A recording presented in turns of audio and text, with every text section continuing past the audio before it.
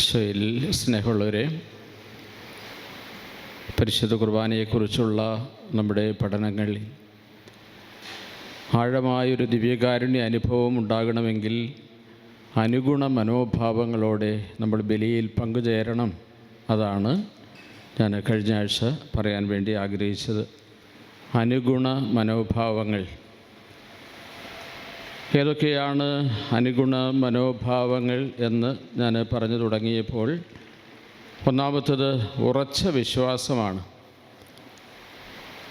കാലങ്ങൾ മാറുന്നതനുസരിച്ച് മാറാത്തൊരു വിശ്വാസമാണ് ഉറച്ച വിശ്വാസം. മാറുന്ന കാലത്തിൽ മാറാത്ത വിശ്വാസത്തിൻ്റെ ഉടമകളാകുമ്പോഴാണ് വിശ്വാസത്തിൻ്റെ മഹാരഹസ്യമായ പരിശുദ്ധ കുർബാന നമുക്ക് അനുഭവവേദ്യമായി മാറുന്നത് എന്നാണ് ഞാൻ പറയാൻ വേണ്ടി പരിശ്രമിച്ചത്. ഉറച്ച വിശ്വാസം, പൂർണ്ണമായൊരു ഹൃദയത്തോടെ ബലിയിൽ പങ്കുചേരുക. രണ്ടാമത്തത് വിനീതമായ മനസ്സോടെ ബലിയർപ്പിക്കുക. നിഷ്കളങ്കമായ പ്രാർത്ഥനാ മനോഭാവത്തോടെ ബലിപീഠത്തെ സമീപിക്കുക. അഗാധമായ അനുതാപത്തോടെ ബലിയിൽ പങ്കെടുക്കുക. തികഞ്ഞ സ്നേഹത്തോടെ ബലിയിൽ പങ്കാളിയാവുക. കഴുകി ശുദ്ധമാക്കപ്പെട്ട ഹൃദയത്തോടും വെടിപ്പാക്കപ്പെട്ട മനസാക്ഷിയോടും കൂടെ നിർമ്മലമായി ജീവിച്ച് ബലിക്കായി ഒരുങ്ങുക. അനുരഞ്ജിതമായ മനസ്സ്, പരിശുദ്ധ കുർബാനയുടെ അനുഗുണ മനോഭാവം, യഥാർത്ഥമായ ഭക്തിയോടും ശ്രദ്ധയോടും വിശുദ്ധിയോടും കൂടെ ബലിയർപ്പിക്കുക തുടങ്ങിയ കാര്യങ്ങളാണ് അതിൽ നമ്മൾ പഠന വിഷയമാക്കേണ്ടത്. അതിൽ ഒന്നാമത്തതാണ് നമ്മൾ കഴിഞ്ഞ ആഴ്ച കണ്ടത്, ഉറച്ച വിശ്വാസം. പരിശുദ്ധ കുർബാനയിൽ ഒരാൾക്കുണ്ടാവേണ്ടത് ഉറച്ച വിശ്വാസമാണ്. ഉറച്ച വിശ്വാസത്തിൻ്റെ ചില മാതൃകകളെ ബൈബിളിൽ നിന്ന് നമ്മൾ കഴിഞ്ഞ ആഴ്ചയിൽ കാണുകയുണ്ടായി. തോമാസ് ശ്ലീഹായുടെ വിശ്വാസ പ്രഖ്യാപനം എൻ്റെ കർത്താവേ, എൻ്റെ ദൈവമേ എന്നതായിരുന്നു. പത്രോസ് ശ്ലീഹ തൻ്റെ വിശ്വാസത്തെ ഏറ്റു പറയുന്നുണ്ട്, നീ ജീവനുള്ള ദൈവത്തിൻ്റെ പുത്രനായ ക്രിസ്തുവാണ്. കാനാൻകാരിയുടെ വിശ്വാസത്തെക്കുറിച്ച് നമ്മൾ മനസ്സിലാക്കാൻ ശ്രമിച്ചു. കാനാൻകാരിയുടെ വിശ്വാസം അവഹേളിക്കപ്പെട്ടപ്പോഴും അവഗണിക്കപ്പെട്ടപ്പോഴും ആഴപ്പെട്ട വിശ്വാസമായിരുന്നു കാനാൻകാരിയുടെ വിശ്വാസം. അവഗണനകൾ, വിശ്വാസത്തിൻ്റെ പേരിൽ അവഗണനകളുണ്ടാകാം, അവഹേളനങ്ങളുണ്ടാകാം. പക്ഷേ അതൊന്നും അവരുടെ വിശ്വാസത്തെ തളർത്തിക്കളഞ്ഞില്ല. അതാണ് ഉറച്ച വിശ്വാസം എന്നതുകൊണ്ട് അർത്ഥമാക്കുന്നത്. അത് മത്തായിയുടെ സുവിശേഷത്തിൻ്റെ 15-ാം അധ്യായം 21 മുതൽ 28 വരെയുള്ള വാക്യങ്ങളിൽ നിന്നാണ് നമ്മൾ വായിച്ച് പഠിക്കാൻ ശ്രമിച്ചത്. അഗ്നിപരിശോധനയെ അതിജീവിക്കുന്ന വിശ്വാസം മഹത്തരമായ വിശ്വാസമാണെന്ന് പത്രോസ് ശ്ലീഹായുടെ 1-ാം ലേഖനം 1-ാം അധ്യായത്തിൻ്റെ 7-ാം വാക്യം. അഗ്നിപരിശോധനയെ അതിജീവിക്കുന്ന നശ്വരമായ സ്വർണത്തേക്കാൾ വിലയേറിയതായിരിക്കും പരീക്ഷകളെ അതിജീവിക്കുന്ന നിങ്ങളുടെ വിശ്വാസം. അത് യേശുക്രിസ്തുവിൻ്റെ പ്രത്യാഗമനത്തിൽ സ്തുതിക്കും മഹത്വത്തിനും ബഹുമാനത്തിനും ഹേതുവായി തീരും എന്ന് ആദ്യത്തെ സഭയുടെ തലവനായ പത്രോസ് ശ്ലീഹ നമ്മോട് പറയുന്നു. അതിൻ്റെ പശ്ചാത്തലത്തിൽ നിന്നുകൊണ്ട് നമ്മുടെ വിശ്വാസത്തെ നമ്മൾ അത്രയും കാര്യഗൗരവത്തോടെ എടുക്കണമെന്നും വില കൊടുക്കാത്ത വിശ്വാസത്തിന് വിലയില്ലാതെ പോകുന്നുവെന്നും, യഥാർത്ഥത്തിൽ വില കൊടുത്ത വിശ്വാസത്തിന് ഒരാളുടെ ജീവൻ്റെ വിലയുണ്ട്. വിശ്വാസത്തിന് ജീവൻ്റെ വിലയുണ്ട്. പൂർവികർ വിശ്വാസത്തിന് വേണ്ടി ജീവിതത്തെ ക്രമീകരിച്ചപ്പോൾ ഇന്ന് ജീവിതത്തിന് വേണ്ടി വിശ്വാസത്തെ ക്രമീകരിക്കുന്ന തലമുറ ഈ ഉറച്ച വിശ്വാസത്തിൽ നിന്ന് അകലുന്നുണ്ടോ എന്ന ചോദ്യത്തിൻ്റെ മുൻപിലാണ് നമ്മൾ കഴിഞ്ഞ ആഴ്ച അവസാനിപ്പിച്ചത്. പഴയ നിയമത്തിൻ്റെ താളുകളിലേക്ക് കടന്നു വരുമ്പോൾ മക്കബായരുടെ 2-ാം പുസ്തകത്തിൻ്റെ 7-ാം അധ്യായം 27 മുതൽ 29 വരെയുള്ള വാക്യങ്ങൾ ഉറച്ച വിശ്വാസത്തിൻ്റെ ഏറ്റവും ശക്തമായ ഒരു തെളിവായി നമുക്ക് ബൈബിളിൽ കണ്ടെത്താൻ കഴിയുന്നതാണ്. മക്കബായരുടെ 2-ാം പുസ്തകം, ബൈബിൾ ഉള്ളവരെടുക്കുക. മക്കബായരുടെ 2-ാം പുസ്തകത്തിൻ്റെ 7-ാം അധ്യായം 27 മുതൽ 29 വരെയുള്ള വാക്യങ്ങൾ. ഒരമ്മയും 7 മക്കളും എന്ന പേരിലാണ് ഭാഗം അറിയപ്പെടുക. ഏറ്റവും ഇളയ മകൻ്റെ മേൽ ചാഞ്ഞ് അവൾ ക്രൂരനായ ആ സ്വേച്ഛാധിപതിയെ നിന്ദിച്ചുകൊണ്ട് അവളുടെ മാതൃഭാഷയിൽ പറഞ്ഞു, മകനെ, എന്നോട് ദയ കാണിക്കുക. 9 മാസം ഞാൻ നിന്നെ ഗർഭത്തിൽ വഹിച്ചു, 3 കൊല്ലം മുലയൂട്ടി നിന്നെ ഇന്ന് വരെ പോറ്റി വളർത്തി. മകനെ, ഞാൻ യാചിക്കുന്നു, ആകാശത്തെയും ഭൂമിയെയും നോക്കുക, അവയിലുള്ള ഓരോന്നും കാണുക. ഉണ്ടായിരുന്നവയിൽ നിന്നല്ല ദൈവം അവയെ സൃഷ്ടിച്ചതെന്ന് മനസ്സിലാക്കുക. മനുഷ്യരും അതുപോലെ തന്നെയാണ് സൃഷ്ടിക്കപ്പെട്ടത്. ഈ കശാപ്പുകാരനെ നീ ഭയപ്പെടേണ്ട, സഹോദരന്മാർക്ക് യോജിച്ചവനാണ് നീ എന്ന് തെളിയിക്കുക. മരണം വരിക്കുക, സഹോദരങ്ങളോടൊത്ത് എനിക്ക് നിന്നെ വീണ്ടും ലഭിക്കുവാൻ ഇടയാകട്ടെ എന്ന് പറഞ്ഞ് രക്തസാക്ഷിത്വത്തിന് പ്രോത്സാഹിപ്പിക്കുന്ന ഒരമ്മ ഉറച്ച വിശ്വാസത്തിൻ്റെ മാതൃകയാണ്. മാതാപിതാക്കന്മാർ കുഞ്ഞുങ്ങൾക്ക് കൊടുക്കേണ്ടത് ഉറച്ച വിശ്വാസമാണ്. കാലത്തിനനുസരിച്ച് മാറുന്ന വിശ്വാസമല്ല, കാലത്തിനനുസരിച്ച് മാറാത്ത ഉറച്ച വിശ്വാസമാണ് എന്നാണ് സൂചിപ്പിക്കുക. പഴയ നിയമത്തിൻ്റെ താളുകളിലേക്ക് വീണ്ടും വരുമ്പോൾ മക്കബായരുടെ 1-ാം പുസ്തകത്തിൻ്റെ 61, 62 വാക്യങ്ങൾ അതും വായിക്കപ്പെടേണ്ടതാണ്. മക്കബായരുടെ 1-ാം പുസ്തകം 1-ാം അധ്യായം 61, 62 വാക്യങ്ങൾ. അവിടെ നമ്മൾ കാണുന്നത് അവരുടെ കുടുംബാംഗങ്ങളും പരിച്ഛേദനം ചെയ്തവരും വധിക്കപ്പെട്ടു നിൽക്കുന്ന സമയത്ത് എന്നെ അത്ഭുതപ്പെടുത്തുന്ന വാക്യം, പ്രിയപ്പെട്ടവരെ, ശിശുക്കളെ അമ്മമാരുടെ കഴുത്തിൽ തൂക്കിക്കൊന്നു, എങ്കിലും ഇസ്രയേലിൽ വളരെ പേർ അചഞ്ചലരായി നിന്നു എന്നാണ്. ഒരമ്മയ്ക്ക് സങ്കല്പിക്കാൻ പറ്റുന്നതിനപ്പുറത്തെ ഒരു സഹനമാണത്. സ്വന്തം കുഞ്ഞ്, ആ കുഞ്ഞിനെ രക്ഷിക്കാൻ വേണ്ടി ജീവൻ കൊടുക്കാൻ തയ്യാറാകുന്ന, അതുപോലും തയ്യാറാകുന്ന കാലത്ത് ആ അമ്മയുടെ കഴുത്തിൽ കൊച്ചിനെ തൂക്കിക്കൊല്ലുമ്പോൾ അവളുടെ കൈ ഉയർത്തി ആ കൊച്ചിൻ്റെ ജീവൻ രക്ഷിക്കാൻ വേണ്ടി ഉയർന്നില്ല. ഇസ്രയേലിൽ അനേകം പേർ അചഞ്ചലരായി നിന്നു വിശ്വാസത്തിന് വേണ്ടി. മക്കളുടെ ജീവനേക്കാളും ആ പിടഞ്ഞു മരിക്കുന്ന കുഞ്ഞിൻ്റെ മുഖത്ത് നോക്കി നിൽക്കുന്ന അമ്മയുടെ നൊമ്പരത്തെക്കാളും വലുതായിരുന്നു അവരുടെ വിശ്വാസം. അതുകൊണ്ടാണ് ആ വാക്യം ബോധപൂർവം ഇന്ന് ഞാൻ നിങ്ങളുടെ ശ്രദ്ധയിൽ കൊണ്ടുവരാൻ വേണ്ടി ശ്രമിച്ചത്.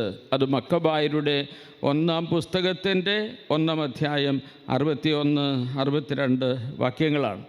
അപ്പോൾ ഈ കാലഘട്ടത്തിലെ നമ്മുടെ വിശ്വാസത്തെ ഈ പഴയ നിയമ താളുകളിലൂടെ കടന്നു വരുമ്പോൾ വിശ്വാസത്തിൻ്റെ മാതൃകകളായി തീർന്ന ധീരരായ വ്യക്തികളുടെ വിശ്വാസത്തോട് താരതമ്യപ്പെടുത്തി നമുക്ക് നമ്മുടെ വിശ്വാസത്തിൽ ആഴപ്പെടാനുള്ള പ്രേരണ സ്വീകരിക്കാനുള്ള ദിവസമാണ് ഇന്ന് എന്നാണ് ഞാൻ സൂചിപ്പിക്കുക. പുതിയ നിയമത്തിൻ്റെ താളുകളിലേക്ക് വരുമ്പോൾ പത്രോസിൻ്റെ 2-ാം ലേഖനത്തിൽ, വിശുദ്ധ പത്രോസിൻ്റെ 2-ാം ലേഖനം 1-ാം അധ്യായം 5 മുതലുള്ള വാക്യങ്ങൾ എങ്ങനെയാണ് ഈ ഉറച്ച വിശ്വാസത്തിലേക്ക് വളരുന്നത് എന്ന് സൂചിപ്പിക്കുന്നുണ്ട്. പത്രോസ് ലീഹായുടെ 2-ാം ലേഖനത്തിൻ്റെ 1-ാം അധ്യായം 5 മുതൽ 7 വരെയുള്ള തിരുവചനങ്ങളാണ്. ഇക്കാരണത്താൽ നിങ്ങളുടെ വിശ്വാസത്തെ സുഹൃതം കൊണ്ടും, സുഹൃതത്തെ ജ്ഞാനം കൊണ്ടും, ജ്ഞാനത്തെ ആത്മസംയമനം കൊണ്ടും, ആത്മസംയമനത്തെ ക്ഷമ കൊണ്ടും, ക്ഷമയെ ഭക്തി കൊണ്ടും, ഭക്തിയെ സഹോദര സ്നേഹം കൊണ്ടും, സഹോദര സ്നേഹത്തെ ഉപവി കൊണ്ടും സമ്പൂർണ്ണമാക്കുവാൻ നന്നായി ഉത്സാഹിക്കുവാൻ. അവിടെ എഴുതി കാണിക്കുന്നുണ്ടെങ്കിൽ നിങ്ങൾക്ക് ചേർന്ന് വായിക്കാമോ? ഇക്കാരണത്താൽ വായിച്ചേ, ഇക്കാരണത്താൽ നിങ്ങളുടെ വിശ്വാസത്തെ, എല്ലാവരും വായിച്ചേ, നിങ്ങളുടെ വിശ്വാസത്തെ സുഹൃതം കൊണ്ടും, സുഹൃതത്തെ ജ്ഞാനം കൊണ്ടും, ജ്ഞാനത്തെ ആത്മസംയമനം കൊണ്ടും, ആത്മസംയമനത്തെ ക്ഷമ കൊണ്ടും, ക്ഷമയെ ഭക്തി കൊണ്ടും, ഭക്തിയെ സഹോദര സ്നേഹം കൊണ്ടും, സഹോദര സ്നേഹത്തെ ഉപവി കൊണ്ടും സമ്പൂർണ്ണമാക്കുവാൻ നന്നായി ഉത്സാഹിക്കുവിൻ, നന്നായി ഉത്സാഹിക്കുവിൻ. വിശ്വാസത്തിൽ ആഴപ്പെടാൻ ഇതാണ് അടിസ്ഥാനപരമായി കടന്നു പോകേണ്ട സ്റ്റെപ്പുകളെന്നാണ്. വിശ്വാസം സുഹൃതത്തിലേക്കും, സുഹൃതം ജ്ഞാനത്തിലേക്കും, ജ്ഞാനത്തെ ആത്മനിയന്ത്രണത്തിലേക്കും, ആത്മനിയന്ത്രണം ക്ഷമയിലേക്കും, ക്ഷമ ഭക്തിയിലേക്കും, ഭക്തി സാഹോദര്യത്തിലേക്കും, സാഹോദര്യം ഉപവി എന്ന സ്നേഹത്തിലേക്കും കടന്നു പോകണം. അപ്പോഴാണ് ഉറച്ച വിശ്വാസമായി ഇത് മാറുക. ആ വിശ്വാസമാണ് യഥാർത്ഥത്തിൽ മലകളെ മാറ്റിമറിക്കുവാൻ മാത്രം കരുത്തുള്ള വിശ്വാസമായി മാറുക. പരിശുദ്ധ കുർബാന വിശ്വാസത്തിൻ്റെ മഹാരഹസ്യമാണ്. അതുകൊണ്ട് വിശ്വാസത്തിൻ്റെ കണ്ണുകൊണ്ട് കുർബാനയെ കാണണം. അതുകൊണ്ടാണ് ഉറച്ച വിശ്വാസം നമ്മുടെ അനുഗുണ മനോഭാവമായി ആദ്യമായി അവതരിപ്പിക്കാൻ ശ്രമിച്ചത്. വിശ്വാസം എന്ന മഹാദാനത്തിന് വേണ്ടി ദൈവത്തോട് നമുക്ക് തീഷ്ണതയോടെ ആഗ്രഹിച്ച് പ്രാർത്ഥിക്കാം. രണ്ടാമത്തെ അനുഗുണ മനോഭാവത്തിലേക്ക് കൂടെ കടന്നു വരാൻ ഞാൻ ശ്രമിക്കുകയാണ്. അത് പരിപൂർണമായ ഹൃദയത്തോടെ ബലിയർപ്പണത്തിൽ പങ്കുചേരുക. പരിപൂർണമായ ഹൃദയം, അതാണ് രണ്ടാമത്തെ മനോഭാവം. കുർബാനക്രമത്തിൽ, നമ്മുടെ സിറോ മലബാർ സഭയുടെ ആരാധനക്രമത്തിൽ പൂർണ്ണ ഹൃദയത്തോടും വിനീത മനസ്സോടും കൂടെ നമുക്ക് നിത്യജീവൻ്റെ ദാനം സ്വീകരിക്കാം എന്ന് നമ്മൾ പ്രാർത്ഥിക്കുന്നു. കുർബാന സ്വീകരണത്തിനുള്ള ആഹ്വാനത്തിൽ നമ്മളത് കാണുകയാണ്. പൂർണ്ണ ഹൃദയത്തോടും വിനീതമായ മനസ്സോടും കൂടെ നമുക്ക് നിത്യജീവൻ്റെ ദാനം സ്വീകരിക്കാം. പരിശുദ്ധ കുർബാന എന്താണ് എന്നാണ്. അത് നിത്യജീവൻ്റെ ദാനമാണ്. ആ ദാനം എങ്ങനെയാണ് സ്വീകരിക്കേണ്ടത്? പൂർണ്ണ ഹൃദയത്തോടും വിനീതമായ മനസ്സോടും കൂടെ വേണം ഇത് നാം സ്വീകരിക്കുവാൻ. പഴയ നിയമത്തിൽ നിയമാവർത്തന പുസ്തകത്തിൻ്റെ 6-ാം അധ്യായം, നിയമാവർത്തന പുസ്തകം 6-ാം അധ്യായം 4-5 തിരുവചനങ്ങൾ. പഴയ നിയമത്തിൽ നിയമാവർത്തന പുസ്തകം 6-ാം അധ്യായം 4-5 തിരുവചനങ്ങൾ. ഇസ്രായേലേ കേൾക്കുക, നമ്മുടെ ദൈവമായ കർത്താവ് ഒരേ ഒരു കർത്താവാണ്. നിങ്ങളുടെ ദൈവമായ കർത്താവിനെ പൂർണ്ണ ഹൃദയത്തോടും പൂർണ്ണാത്മാവോടും പൂർണ്ണ ശക്തിയോടും കൂടെ സ്നേഹിക്കണം. ഇത് നിയമാവർത്തന പുസ്തകത്തിൻ്റെ 6-ാം അധ്യായം 4-5 തിരുവചനങ്ങൾ നമ്മൾ വായിക്കുന്നു. അപ്പോൾ നമ്മുടെ ദൈവമായ കർത്താവിനെ പൂർണ്ണ ഹൃദയത്തോടെ, പൂർണ്ണ ആത്മാവോടെ, പൂർണ്ണ ഹൃദയത്തോടെ നമ്മൾ സ്നേഹിക്കണം. അങ്ങനെ പറയാനുള്ള കാരണം വീണ്ടും നമുക്ക് ബൈബിളിൽ നിന്ന് കണ്ടെത്താനായിട്ട് സാധിക്കും. പഴയ നിയമത്തിൽ നിന്ന് പുതിയ നിയമത്തിലേക്ക് കടന്നു വരുമ്പോൾ ലൂക്കായുടെ സുവിശേഷത്തിൻ്റെ 10-ാം അധ്യായം 25, 26, 27 വാക്യങ്ങൾ.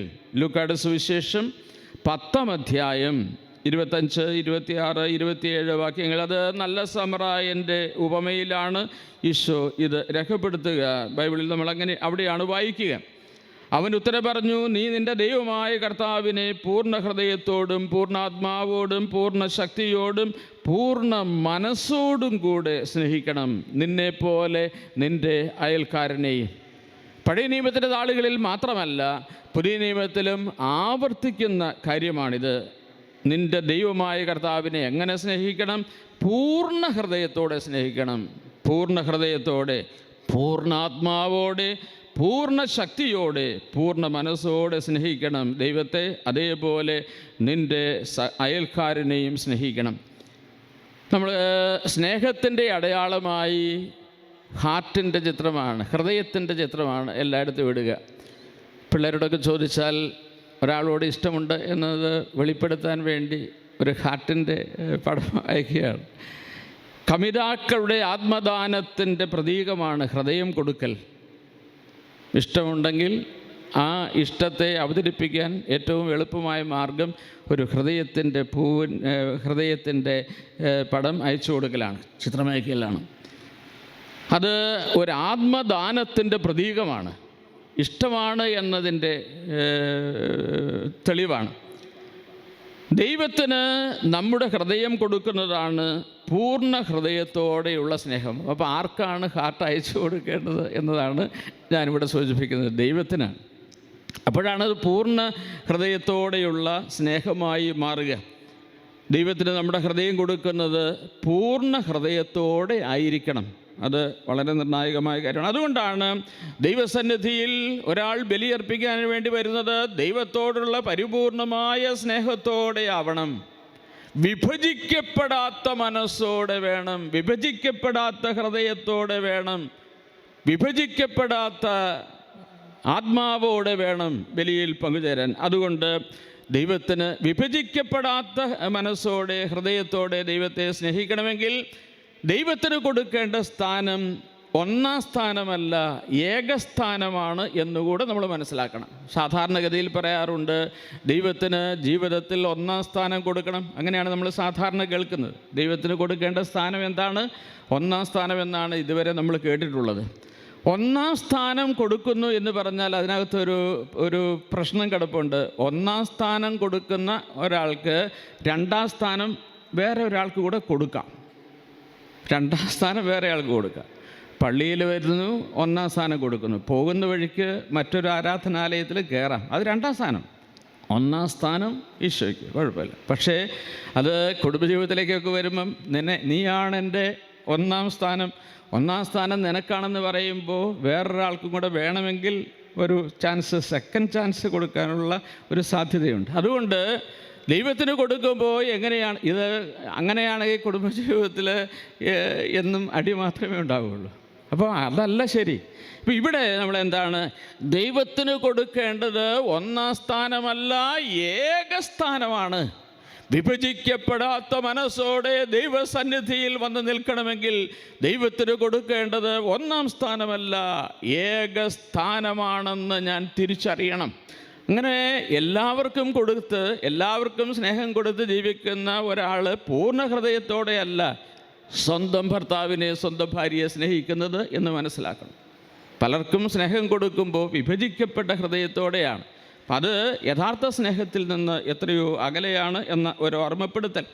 അതുകൊണ്ടാണ് മർക്കോസിൻ്റെ സുവിശേഷത്തിൻ്റെ 12-ാം അധ്യായം 30-ാം വാക്യം, മർക്കോസിൻ്റെ സുവിശേഷം 12-ാം അധ്യായത്തിൻ്റെ 30-ാം വാക്യം, നീ നിൻ്റെ ദൈവമായ കർത്താവിനെ പൂർണ്ണ ഹൃദയത്തോടും പൂർണ്ണ ആത്മാവോടും പൂർണ്ണ മനസ്സോടും പൂർണ്ണ ശക്തിയോടും കൂടെ സ്നേഹിക്കുക.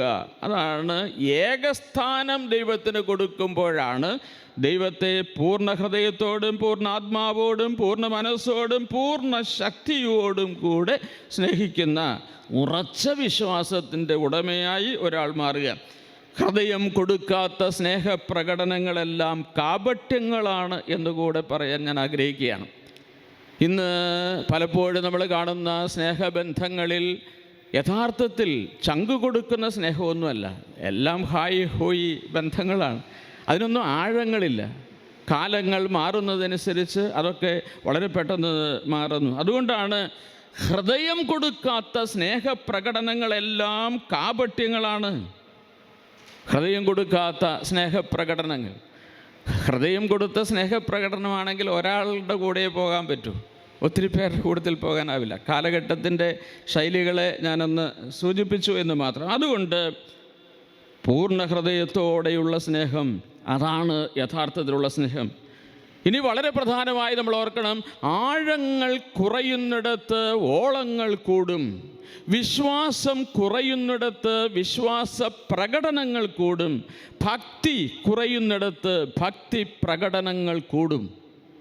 ഇന്ന് കാണുന്നത് വിശ്വാസത്തിൻ്റെ പ്രകടനങ്ങളാണോ അതോ വിശ്വാസത്തിൻ്റെ പ്രഘോഷണങ്ങളാണോ എന്ന് അന്വേഷിക്കണം.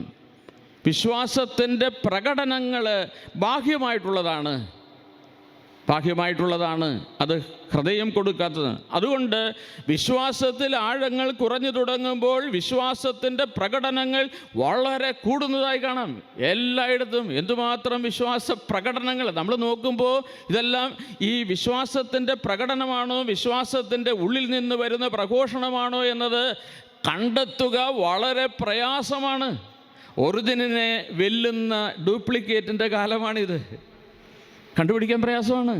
അപ്പം അതുകൊണ്ട് പലതും യഥാർത്ഥത്തിൽ ഇത് ഒറിജിനലാണ് എന്നൊക്കെ മറ്റുള്ളവരുടെ മുൻപിൽ അവതരിപ്പിക്കാൻ എളുപ്പമാണ്. പക്ഷേ ദൈവം ഹൃദയം കാണുന്നവനാണ്.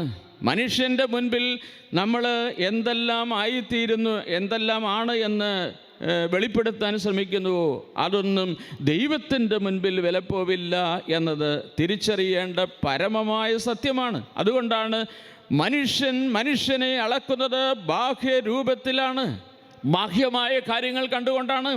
എന്നാൽ ദൈവം മനുഷ്യനെ അളക്കുന്നത് ബാഹ്യമായ കാര്യങ്ങളുടെ അടിസ്ഥാനത്തിലല്ല. ദൈവം അവൻ്റെ ഹൃദയങ്ങളാണ് പരിശോധിക്കുന്നത്. ഹൃദയങ്ങൾ പരിശോധിക്കുന്നത് അമ്പുരാൻ്റെ മുൻപിൽ ഉറച്ച വിശ്വാസമാണെങ്കിൽ അത് ദൈവത്തിന് മനസ്സിലാകും. അതിനാനുപാതികമായ ഫലം നിനക്ക് കിട്ടും. കാപട്യങ്ങൾ മാത്രമാണെങ്കിൽ, ഇതൊക്കെ വെറുമൊരു പ്രകടനങ്ങൾ മാത്രമാണെങ്കിൽ അത് നിനക്ക് കാപട്യം കാണിച്ചതിൻ്റെ ശിക്ഷ നിനക്ക് കൊണ്ടുവന്ന് തരുന്ന കാര്യങ്ങളായി മാറും. അതാണ് ആഴങ്ങൾ കുറയുന്നിടത്താണ് ഓളങ്ങൾ കൂടുന്നത്. ആഴങ്ങൾ ഉള്ളിടത്ത് ഓളങ്ങളില്ല. ആഴങ്ങൾ കുറയുമ്പോൾ ഓളങ്ങൾ കൂടും. വിശ്വാസം ഉള്ളിടത്ത് വിശ്വാസത്തിൻ്റെ പ്രഘോഷണങ്ങൾ മാത്രമേ ഉള്ളൂ, വിശ്വാസത്തിൻ്റെ പ്രകടനങ്ങളില്ല. ഭക്തി യഥാർത്ഥമാണെങ്കിൽ അവിടെ ഭക്തിയുടെ ആഘോഷങ്ങൾ പ്രഘോഷണങ്ങൾ ഉള്ളിൽ നിന്ന് വരും. അല്ലാത്തത് ഭക്തി പ്രകടനങ്ങളാണ്. ഇതെങ്ങനെയാണ് മനസ്സിലാകുന്നത്? ഉള്ളിൽ നിന്ന് വരുന്നതാണോ അത് വെറും പ്രകടനമാണോ എന്ന് മനസ്സിലാകുന്നത് വിശ്വാസത്തെ പ്രതി തല്ലുകൊള്ളേണ്ടി വരുന്ന സാഹചര്യത്തിൽ മനസ്സിലാവും. വെറും പ്രകടനക്കാരെല്ലാം ഓടും. ഉള്ളിൽ നിന്ന് വരുന്ന ആത്മാർത്ഥമായിട്ടുള്ള സ്നേഹവും ഭക്തിയും ആണെങ്കിൽ നമ്മളവിടെ പിടിച്ചു നിൽക്കും. അതുകൊണ്ടാണ് ജീവിതത്തിൽ ചില പ്രതിസന്ധികളുടെ നടുവിലാണ് എപ്പോഴും നമുക്ക് ഇതിൻ്റെ ആഴത്തെ തിരിച്ചറിയാൻ കഴിയുക. അപ്പം അതുകൊണ്ട് പൂർണ്ണ ഹൃദയത്തോടെ സ്നേഹിക്കുക എന്ന് പറയുന്നതിന് വളരെ ആഴമായ അർത്ഥതലങ്ങളുണ്ട്. വിശുദ്ധ കുർബാനയിൽ ഒരാൾ പങ്കെടുക്കുമ്പോൾ ഈശോയെ പൂർണ്ണ ഹൃദയത്തോടെ സ്നേഹിക്കുന്നവനാണ്. മുറിച്ചു കൊടുക്കുന്ന സ്നേഹങ്ങളല്ല, അതേക്കാൾ ഉപരിയായി ഏകസ്ഥാനം എൻ്റെ തമ്പുരാനെ ഞാൻ കൊടുക്കുമ്പോഴാണ് യഥാർത്ഥത്തിൽ ഞാൻ യഥാർത്ഥ ആരാധകനായി മാറുക. മത്തായിയുടെ സുവിശേഷത്തിൻ്റെ 10-ാം അധ്യായത്തിൻ്റെ 37-ാം വാക്യം, മത്തായിയുടെ സുവിശേഷം 10:37 നമ്മൾ വായിക്കുന്നു, എന്നേക്കാൾ അധികം പിതാവിനെയോ മാതാവിനെയോ സ്നേഹിക്കുന്നവൻ എനിക്ക് യോഗ്യനല്ല, എന്നേക്കാൾ അധികം പുത്രനെയോ പുത്രിയെയോ സ്നേഹിക്കുന്നവനും എനിക്ക് യോഗ്യനല്ല. ദൈവത്തെ സ്നേഹിക്കുക, ദൈവത്തോടുള്ള സ്നേഹത്തിൻ്റെ ഭാഗമായി നിനക്ക് മറ്റുള്ളവരെ സ്നേഹിക്കാൻ പറ്റും. അതുകൊണ്ട് ദൈവസ്നേഹവും പരസ്നേഹവും ഒരുമിച്ച് കൊണ്ടുപോകാൻ പഠിക്കണം. ഇവിടെയാണ് മത്തായിയുടെ സുവിശേഷത്തിൻ്റെ 10-ാം അധ്യായത്തിൻ്റെ 37-ാം വാക്യത്തിൻ്റെ പ്രസക്തി എന്ന് ഞാൻ സൂചിപ്പിക്കട്ടെ. പൂർണ്ണ ഹൃദയത്തോടെയുള്ള സ്നേഹം ജീവൻ കൊടുക്കുന്ന സ്നേഹമായി മാറുന്നു. ഒരാൾ ഞാൻ ആത്മാർത്ഥമായി സ്നേഹിക്കുന്നുവെങ്കിൽ അയാളുടെ ജീവൻ രക്ഷിക്കാൻ വേണ്ടി ഞാൻ എൻ്റെ ജീവൻ കൊടുക്കും. അപ്പോൾ ഒരാളുടെ സ്നേഹം ആത്മാർത്ഥതയുള്ളതാണോ പൂർണ്ണ ഹൃദയത്തോടെ ഉള്ളതാണോ എന്ന് മനസ്സിലാക്കാൻ യഥാർത്ഥമായ സ്നേഹത്തിൻ്റെ സ്വാഭാവികമായ പരിണാമമാണ് സ്നേഹിക്കുന്ന വ്യക്തിക്ക് വേണ്ടിയുള്ള സഹനം. ഞാൻ സ്നേഹിക്കുന്ന വ്യക്തിക്ക് വേണ്ടി സഹനം ഏറ്റെടുക്കാൻ, സന്തോഷത്തോടെ ഏറ്റെടുക്കാൻ ഞാൻ തയ്യാറായാൽ അതിൻ്റെ അർത്ഥം ഞാൻ ആ വ്യക്തിയെ സ്നേഹിക്കുന്നു എന്നാണ്. മാതാപിതാക്കന്മാരെ നോക്കുന്ന മക്കൾ ഈ കാര്യം തിരിച്ചറിയുന്നത് നല്ലതാണ്. ഇഷ്ടത്തോടെ സ്നേഹത്തോടെ ഞാനത് ചെയ്തു കൊടുക്കാൻ ഏത് സഹനവും സ്വീകരിക്കാൻ തയ്യാറാകുന്നെങ്കിൽ ആ വ്യക്തിയെ ഞാൻ സ്നേഹിക്കുന്നു, അതാണ് അതിൻ്റെ അർത്ഥം. അതുകൊണ്ടാണ് യഥാർത്ഥ സ്നേഹത്തിൻ്റെ സ്വാഭാവികമായ പരിണാമമാണ് സ്നേഹിക്കുന്ന വ്യക്തിക്ക് വേണ്ടിയുള്ള സഹനവും സ്നേഹിക്കുന്ന വ്യക്തിക്ക് വേണ്ടിയുള്ള ജീവൻ കൊടുക്കലും. സ്നേഹിക്കുന്ന വ്യക്തിക്ക് ജീവൻ കൊടുക്കുന്നു, അതാണ് രക്തസാക്ഷിത്വം എന്ന് പറയുക. അതുകൊണ്ട് യഥാർത്ഥ സ്നേഹത്തിൻ്റെ അടയാളം സഹനവും അതുപോലെ രക്തസാക്ഷിത്വവുമാണ് എന്ന് ഞാൻ സൂചിപ്പിക്കട്ടെ. പൂർണ്ണ ഹൃദയത്തോടെയുള്ള സ്നേഹമായിരുന്നു ദൈവം നമ്മോട് കാണിച്ചത്. ഞാൻ എന്തുകൊണ്ടാണ് പൂർണ്ണ ഹൃദയത്തോടെ ദൈവത്തെ സ്നേഹിക്കണമെന്ന് പറയുന്നത്? അതിൻ്റെ കാരണം ദൈവം എന്നെ സ്നേഹിച്ചത് പൂർണ്ണ ഹൃദയത്തോടെയാണ്. പൂർണ്ണ ഹൃദയത്തോടെയുള്ള സ്നേഹമാണെന്ന് തിരിച്ചറിയാൻ 1, അവൻ എനിക്ക് വേണ്ടി സഹിച്ചിട്ടുണ്ടോ എന്ന് നോക്കണം. 2, അവൻ എനിക്ക് വേണ്ടി മരിക്കാൻ തയ്യാറാണോ എന്നത് അന്വേഷിക്കണം. വലിയ ആഴ്ചയിൽ നമ്മൾ ധ്യാന വിഷയമാക്കുന്നത് ഈശോ മിശിഹായുടെ പീഡാസഹനവും കുരിശുമരണവും ഒക്കെയാണ്. കുരിശിലെ ഈശോയുടെ പീഡാസഹനങ്ങളും അവൻ്റെ മരണവുമൊക്കെ അക്ഷരാർത്ഥത്തിൽ മനുഷ്യവംശത്തിൻ്റെ നവീകരണത്തിനും രക്ഷയ്ക്ക് വേണ്ടിയുള്ള അവൻ്റെ സഹനാനുഭവങ്ങളും മരണവും അവന് നമ്മോടുള്ള സ്നേഹത്തിൻ്റെ ഏറ്റവും വലിയ വെളിപ്പെടുത്തലായിരുന്നു. മനുഷ്യവംശത്തിൻ്റെ നവീകരണത്തിൻ്റെ രക്ഷയ്ക്ക് വേണ്ടിയുള്ള ഈശോ മിശിഹായുടെ രക്ഷാകരമായ പീഡാസഹനവും കുരിശുമരണവും ദൈവസ്നേഹത്തിൻ്റെ ഏറ്റവും മഹത്തായ പ്രകടനങ്ങളായിരുന്നു. കുരിശിൻ്റെ വഴിയിൽ നമ്മൾ ആ പ്രാർത്ഥന ചെല്ലുന്നുണ്ട്. ഇത് സ്നേഹത്തിൻ്റെ ഏറ്റവും ശ്രേഷ്ഠമായ വെളിപ്പെടുത്തലാണ്. ഞാൻ ഓർക്കുകയാണ്, ഇതിനേക്കാൾ അധികം സ്നേഹിക്കാനാകാത്ത വിധം ദൈവം നമ്മെ സ്നേഹിച്ചു. അതുകൊണ്ട് അതേ തീവ്രതയോടെ ഞാനും എൻ്റെ ദൈവത്തെ തിരിച്ച് സ്നേഹിക്കണം. ദൈവം എന്നെ സ്നേഹിച്ചത് എങ്ങനെയാണ്? പൂർണ്ണ ഹൃദയത്തോടെയാണ്. പൂർണ്ണ ഹൃദയത്തോടെ അവൻ എന്നെ സ്നേഹിച്ചു എന്ന് എനിക്ക് എങ്ങനെയാണ് മനസ്സിലാകുന്നത്? അവൻ സ്നേഹിക്കുന്ന എനിക്ക് വേണ്ടി പീഡ സഹിച്ചു. സ്നേഹിക്കുന്ന എനിക്ക് വേണ്ടി അവൻ ജീവൻ തന്നു, ജീവൻ ബലി കഴിച്ചു. ആ സ്നേഹത്തിന് അതേ തീവ്രതയോടെ ഞാൻ സ്നേഹം തിരിച്ചു കൊടുത്താൽ ഞാനും അവന് വേണ്ടി സഹിക്കണം, ഞാനും അവന് വേണ്ടി മരിക്കണം. ഇതാണ് പൂർണ്ണ ഹൃദയത്തോടെയുള്ള സ്നേഹം. ഈ പൂർണ്ണ ഹൃദയത്തോടെ ഈശോയെ സ്നേഹിക്കാൻ തുടങ്ങുമ്പോഴാണ് കുരിശിൻ്റെ ചുവട്ടിൽ നിൽക്കുമ്പോൾ ക്രൂശിതൻ്റെ മനോഭാവത്തിലേക്ക് നമ്മൾ വളരുന്നത്. കുരിശിൻ്റെ ചുവട്ടിൽ നിന്നാൽ പോരാ, ക്രൂശിതൻ്റെ മനോഭാവത്തിലേക്ക് വളരണം, ക്രൂശിതൻ്റെ സ്നേഹത്തിലേക്ക് വളരണം.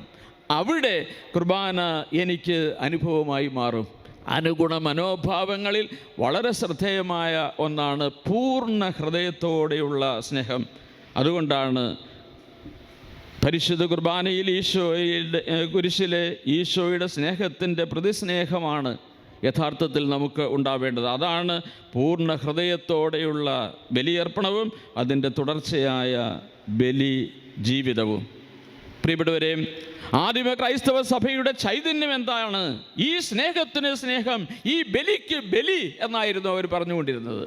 ഈ സ്നേഹത്തിന് സ്നേഹം, ദൈവം എന്നെ സ്നേഹിച്ചതിന് പകരമായി ഞാൻ അവനെ സ്നേഹിക്കും. ഈ സ്നേഹത്തിന് സ്നേഹം, ഈ ബലിക്ക് ബലി എന്ന് പറഞ്ഞിട്ടാണ് അവർ രക്തസാക്ഷിത്വം വരിക്കാൻ വേണ്ടി കടന്നുപോയിട്ടുള്ളത്. ഈ സ്നേഹത്തിന് സ്നേഹം, ഈ ബലിക്ക് ബലി. അപ്പോൾ അവൻ്റെ സ്നേഹത്തിൻ്റെ ആഴം അത് പൂർണ്ണമായ സ്നേഹമാണെന്ന് മനസ്സിലായാൽ മാത്രമേ അവനെ തിരിച്ച് അതേപോലെ സ്നേഹിക്കാനാവൂ. അതുകൊണ്ടാണ് ദൈവത്തിൻ്റെ ആദ്യ സ്നേഹം അനുഭവിച്ചവരുടെ ഉള്ളിൽ നിന്ന് വരുന്ന പ്രതിസ്നേഹമാണ് ആത്മീയത എന്ന് ആദ്യ നാളുകളിൽ ഞാൻ പഠിപ്പിച്ചിട്ടുണ്ട്. പറയാമെന്ന് നോക്കിക്കേ, ദൈവത്തിൻ്റെ ആദ്യ സ്നേഹം അനുഭവിക്കുന്നവരുടെ ഉള്ളിൽ നിന്ന് വരുന്ന പ്രതിസ്നേഹമാണ് ആത്മീയത. ഈ ആദ്യ സ്നേഹത്തിൻ്റെ അനുഭവങ്ങൾ ഇല്ലാത്തത് കൊണ്ട് ആഴമായ പ്രതിസ്നേഹങ്ങൾ നമുക്ക് കാണിക്കാൻ പറ്റാതെ പോകുന്നു. അതുകൊണ്ടാണ് വചനത്തിലൂടെ കടന്നു വരുമ്പോൾ ഈശോയുടെ ജീവിതത്തെ ആഴങ്ങളിൽ പഠിക്കുമ്പോൾ അവൻ നമുക്ക് വേണ്ടി എന്തുമാത്രം പാടുപീടുകൾ സഹിച്ചു, എന്തുമാത്രം സഹനാനുഭവത്തിലൂടെയാണ് അവൻ കടന്നുപോയത്, അത് എന്നോടുള്ള സ്നേഹമായിരുന്നു എന്ന് തിരിച്ചറിയാൻ തുടങ്ങുമ്പോൾ സ്വാഭാവികമായി അതിനാനുപാതികമായ ഒരു പ്രതിസ്നേഹം നമ്മുടെ ജീവിതത്തിൽ ഉണ്ടാകും.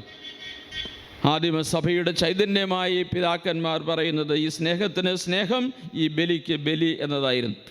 അങ്ങനെയുള്ള ജീവിതങ്ങൾ അനേകർക്ക് ക്രിസ്തു മതത്തിലേക്ക്, ക്രിസ്തു വിശ്വാസത്തിലേക്ക് വരുവാനുള്ള അവസരങ്ങൾ ഒരുക്കി. സന്തോഷത്തോടും അഭിമാനത്തോടും കൂടെ രക്തസാക്ഷിത്വത്തെ ഭരിക്കുവാൻ എസ്തഫാനോസിൻ്റെ കാലം മുതൽ, ആദ്യത്തെ രക്തസാക്ഷിയായ എസ്തഫാനോസിൻ്റെ കാലം മുതൽ ഇന്ന് വരെയുള്ള ക്രൈസ്തവ രക്തസാക്ഷികളുടെ മനോഭാവം ഈ പരിപൂർണമായ സമർപ്പണത്തിലേക്ക് എത്തുന്ന വിധത്തിലുള്ള പരിപൂർണമായ സ്നേഹമായിരുന്നു എന്ന് മനസ്സിലാകും. ഇത്തിരി കൂടെ ആഴങ്ങളിൽ മനസ്സിലാക്കാൻ ശ്രമിച്ചാൽ ഈശോ മിശിഹായുടെ സ്നേഹവലയങ്ങൾ ഒന്ന് അറിയുന്നത് നല്ലതാണ്.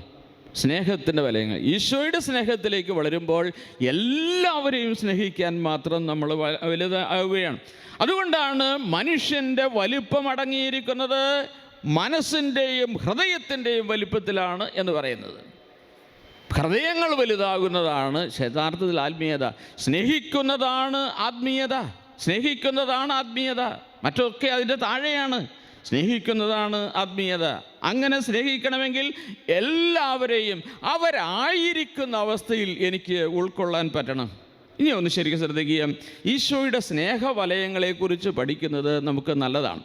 ഈശോയുടെ സ്നേഹവലയങ്ങൾ, ഒന്നാമതായി ഈശോയ്ക്ക് ഏറ്റവും ഇഷ്ടമുള്ളത് പരിശുദ്ധ അമ്മയും യേശു പിതാവും അടങ്ങുന്ന ഈശോയുടെ കുടുംബാംഗങ്ങളാണ്. അതാണ് ഒന്നാമത്തത്. കുഞ്ഞുനാൾ മുതൽ വളർന്നു വന്ന ജീവിതത്തിൻ്റെ സാഹചര്യങ്ങളിൽ മാതാപിതാക്കന്മാരുള്ള അഗാധമായ സ്നേഹം ഈശോയ്ക്ക് ഉണ്ടായിരുന്നു, ഒന്നാമത്തത്. അതിനുശേഷം അത് 12 പേരിലേക്ക് വളർന്നു. ഏതാണ് 12 പേര്? ഈശോയുടെ ശിഷ്യന്മാരാണ്. ഈ 12 പേരിൽ അവരെ കൂടെ ഉൾപ്പെടുത്തിക്കൊണ്ട് പിന്നെ ഒരു 72ലേക്ക് ആ സ്നേഹവലയങ്ങൾ വലുതായി. 72 പേര് ഈശോ വചനം പറയുവാൻ വേണ്ടി മുൻപേ അയച്ച 72 പേര്. ഈ 72 പേരുടെ കൂടെ അടുത്ത സ്നേഹത്തിൻ്റെ വലയം, ഒന്ന് തിരുക്കുടുംബത്തിൻ്റെത്, അതിന് ചുറ്റുമായി 12 പേരുള്ള ശിഷ്യ സമൂഹം, അതിനു ചുറ്റുമായി 72 പേരുടെ മറ്റൊരു കുറേ കൂടെ വിശാലമായ ചക്രവാളം. അത് കഴിയുമ്പോഴാണ് ഈശോയെ അനുഗമിച്ച 10,000ങ്ങളുടെ ഒരു ലോകമുണ്ട്, ഒരു സൗഹൃദ വലയമുണ്ട്. 10,000ങ്ങളാണ്. അതിൽ ചില സന്ദർഭത്തിൽ 7,000 പേരൊക്കെ ഭക്ഷണം കഴിക്കാൻ വന്നവർ, അതുപോലെ വചനം കേൾക്കാൻ വേണ്ടി രാവും പകലുമില്ലാതെ കൂടെ നടന്നവർ, അങ്ങനെ 10,000ങ്ങളുടെ ഒരു ലോകം, ഒരു വലയം, സ്നേഹവലയം ഉണ്ടായിരുന്നു. ഇനി അതിനും അപ്പുറത്തായി ഈശോയെ അറിയാത്ത ലക്ഷങ്ങളുണ്ടായിരുന്നു. അതും ഈശോയുടെ സ്നേഹവലയത്തിൽ പെട്ടതാണ് എന്ന് എങ്ങനെയാണ് മനസ്സിലാകുന്നത്? നമുക്ക് എതിരല്ലാത്തവൻ, ബാക്കി പറഞ്ഞേ, നമുക്ക് എതിരല്ലാത്തവൻ നമ്മുടെ പക്ഷത്താണ്. അപ്പം ഈശോയുടെ സ്നേഹവലയത്തിനകത്ത് ഈശോയെ അറിയാത്തവരുണ്ട്, ഈശോയെ മനസ്സിലാക്കാത്തവരുണ്ട്. അതെല്ലാം ഈശോയുടെ സ്നേഹവലയത്തിൻ്റെ ഉള്ളിലാണ് എന്ന് മനസ്സിലാക്കണം. അതിനും പുറത്തായി മറ്റൊരു കൂട്ടരുണ്ട്. അതാണ് ഈശോയുടെ ശത്രുക്കളായി കണ്ട് അവനെ മാറ്റി നിർത്തിയവരും അവനെ ഉപദ്രവിച്ചവരും ഒറ്റിക്കൊടുത്തവനും അവനെ വധിച്ചവരുമൊക്കെ അടങ്ങുന്ന ഈശോയുടെ ശത്രുക്കൾ. ഇവരെയും ഈശോ തൻ്റെ സ്നേഹവലയത്തിൽ ഉൾപ്പെടുത്തി എന്നുള്ളതാണ് നമ്മളെ അത്ഭുതപ്പെടുത്തുന്ന കാര്യം. ശത്രുക്കളെ മാറ്റി നിർത്തുന്നതാണ് നമ്മുടെ ശൈലി, പക്ഷേ ശത്രുക്കളെ ചേർത്ത് പിടിക്കുന്നതാണ് ക്രിസ്തുവിൻ്റെ ശൈലി. മത്തായിയുടെ സുവിശേഷത്തിൻ്റെ 5-ാം അധ്യായം 43 മുതലുള്ള വാക്യങ്ങൾ. മത്തായിയുടെ സുവിശേഷത്തിൻ്റെ 5-ാം അധ്യായം 43, 44, 45 വാക്യങ്ങൾ ഇതാണ് നമ്മളെ പഠിപ്പിക്കുക. അയൽക്കാരനെ സ്നേഹിക്കുക, ശത്രുവിനെ ദ്വേഷിക്കുക എന്ന് പറഞ്ഞിട്ടുള്ളത് നിങ്ങൾ കേട്ടിട്ടുണ്ടല്ലോ. ബാക്കി വായിച്ചേ. എന്നാൽ ഞാൻ നിങ്ങളോട് പറയുന്നു, ശത്രുക്കളെ സ്നേഹിക്കുവിൻ, നിങ്ങളെ പീഡിപ്പിക്കുന്നവർക്ക് വേണ്ടി പ്രാർത്ഥിക്കുവിൻ. അങ്ങനെ നിങ്ങൾ നിങ്ങളുടെ സ്വർഗസ്ഥനായ പിതാവിൻ്റെ മക്കളായിത്തീരും. അവിടുന്ന് ശിഷ്ടരുടെയും ദുഷ്ടരുടെയും മേൽ സൂര്യനെ ഉദിപ്പിക്കുകയും നീതിമാന്മാരുടെയും നീതിരഹിതരുടെയും മേൽ മഴ പെയ്യിക്കുകയും ചെയ്യുന്നു. പ്രിയപ്പെട്ടവരെ, ഗിരിപ്രഭാഷണ മലയിൽ വെച്ച് ശത്രുക്കളെ സ്നേഹിക്കണമെന്ന് പഠിപ്പിച്ചവൻ കാൽവരി മലയിൽ വെച്ച് ശത്രുക്കളെ സ്നേഹിക്കുന്നത് എങ്ങനെയാണ് എന്ന് നമ്മളെ പഠിപ്പിച്ചു. ശത്രുക്കളെ സ്നേഹിക്കണമെന്ന് പറയുക മാത്രമല്ല, ശത്രുക്കൾക്ക് വേണ്ടി പ്രാർത്ഥിക്കണമെന്ന് പറയുക മാത്രമല്ല, അവനത് അക്ഷരാർത്ഥത്തിൽ പൂർത്തീകരിക്കുന്നത് കാൽവരിയിലെ കുരിശിൽ കിടന്നുകൊണ്ട് അവനത് ചെയ്തിട്ടാണ് ഈ ലോകം വിട്ടുപോകുന്നത്. അതുകൊണ്ടാണ് ബലിയർപ്പിക്കുവാൻ വേണ്ടി കുരിശിൻ്റെ ചുവട്ടിൽ നിൽക്കുമ്പോൾ ക്രൂശിതൻ്റെ മനോഭാവങ്ങളോടെ നമ്മൾ ബലിപീഠത്തിനരികിൽ വന്ന് നിൽക്കണം എന്ന് പറയുന്നത്. ഇതാണ് അനുഗുണ മനോഭാവത്തോടെ ബലിയിൽ പങ്കെടുക്കാൻ വേണ്ടിയുള്ള നമ്മുടെ പരിശ്രമം വന്നെത്തി നമ്മളെ കൊണ്ടുവന്ന് നിർത്തുന്നത്. പ്രിയപ്പെട്ടവരെ, നമ്മുടെ ഹൃദയം ദൈവത്തെ കൊണ്ട് നിറയുമ്പോൾ എല്ലാവരെയും ഉൾക്കൊള്ളാൻ മാത്രം നമ്മുടെ ഹൃദയങ്ങൾ വലുതാകും. എല്ലാവരെയും ഉൾക്കൊള്ളുന്ന ഹൃദയത്തിൻ്റെ പേരാണ് തിരുഹൃദയം. എല്ലാവരെയും ഉൾക്കൊള്ളുന്ന ഹൃദയത്തിൻ്റെ പേരാണ് തിരുഹൃദയം. നമ്മുടെ ഹൃദയങ്ങൾ എന്നാണ് തിരുഹൃദയങ്ങളായി മാറുക? കുത്തി തുറക്കപ്പെട്ട ചങ്കിലെ അവസാനത്തുള്ളി രക്തം പോലും അവന് സൗഖ്യം നൽകുവാൻ മാത്രം എന്നാണ് നമ്മുടെ ഹൃദയങ്ങൾ വളരുക. വലിയ ആഴ്ചയിൽ ആഴമായി നമ്മൾ ധ്യാനിക്കണം. ആരെയും മാറ്റി നിർത്താതെ എല്ലാവരെയും ഉൾക്കൊള്ളാൻ മാത്രം, ചേർത്ത് പിടിക്കാൻ മാത്രം, അവന് വേണ്ടി അവനെ സ്നേഹിക്കുന്നു, അവളെ സ്നേഹിക്കുന്നു, അതുകൊണ്ട് അവർക്ക് വേണ്ടി സഹിക്കുന്നതിൽ ആനന്ദം കണ്ടെത്താൻ, അവർക്ക് വേണ്ടി ജീവൻ പോലും കൊടുക്കാൻ തക്കവിധം സ്നേഹത്തിൽ വളരുമ്പോഴാണ് പൂർണ്ണ ഹൃദയത്തോടെയുള്ള സ്നേഹമായി മാറുക. ഈ പൂർണ്ണ ഹൃദയത്തോടെയുള്ള സ്നേഹമാണ് യഥാർത്ഥത്തിൽ നമ്മെ സ്നേഹത്തിൻ്റെ കൂദാശ അനുഭവവേദ്യമാക്കുവാൻ നമ്മളെ സഹായിക്കുന്നത്. പൂർണ്ണ ഹൃദയത്തോടെ, പൂർണ്ണ മനസ്സോടെ, പൂർണ്ണ ശക്തിയോടെ ദൈവത്തെ സ്നേഹിക്കണം. നിന്നെപ്പോലെ നിൻ്റെ അയൽക്കാരനെയും സ്നേഹിക്കണം. ഈശോയെ, നീ ഞങ്ങളെ സ്നേഹിച്ചത് പൂർണ്ണ ഹൃദയത്തോടെയാണ്. പൂർണ്ണ ഹൃദയത്തോടെ നിൻ്റെ സ്നേഹം അനുഭവിച്ച് ഞങ്ങൾ അതേ തീവ്രതയോടെ നിന്നെ സ്നേഹിക്കുന്നത് പരിശുദ്ധ കുർബാനയുടെ ആഘോഷവേളയിൽ പൂർണ്ണ ഹൃദയത്തോടെ നിന്നെ സ്നേഹിച്ചുകൊണ്ടാണ്. പരിശുദ്ധ കുർബാനയുടെ അർപ്പണവേളയിൽ പൂർണ്ണ ഹൃദയത്തോടെ നിൻ്റെ ബലിപീഠത്തിനരികിൽ നിന്നുകൊണ്ട് ഈ സ്നേഹത്തിൻ്റെ കൂദാശയിൽ പങ്കുചേർന്നുകൊണ്ടാണ്. പരിശുദ്ധ കുർബാനയെ നമുക്ക് വിശ്വസിക്കാം, പരിശുദ്ധ കുർബാനയെ നമുക്ക് സ്നേഹിക്കാം, പരിശുദ്ധ കുർബാനയെ നമുക്ക് ആരാധിക്കാം, പരിശുദ്ധ കുർബാന നമുക്ക് ജീവിക്കാം. നിത്യം പിതാവും പുത്രനും പരിശുദ്ധാത്മാവുമായ സർവേശ്വര എന്നേക്കും ആമേൻ.